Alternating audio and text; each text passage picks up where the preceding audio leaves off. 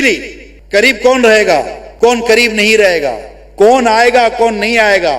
Normally ہوتا کیا ہے کہ جب انسان کے پاس کوئی عہدہ یا منصب آتا ہے نا تو لوگ اس سے قریب رہنے کو پریفر کرتے ہیں، پسند کرتے ہیں، تعلقات بناتے ہیں، سورسیں بناتے ہیں، کانٹیکٹ وغیرہ یہ سب رہتے ہیں۔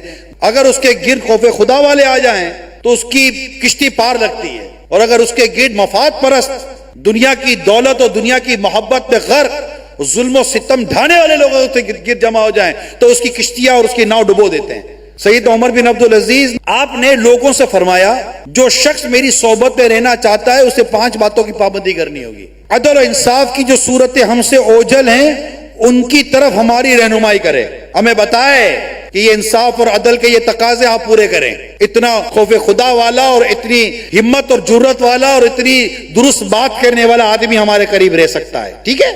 دوسری بات، حق اور انصاف کے قیام میں ہماری مدد کرے، رکاوٹیں پیدا نہ کرے کہ یوں ہو جائے گا، یوں ہو جائے گا، یہ ہو جائے گا۔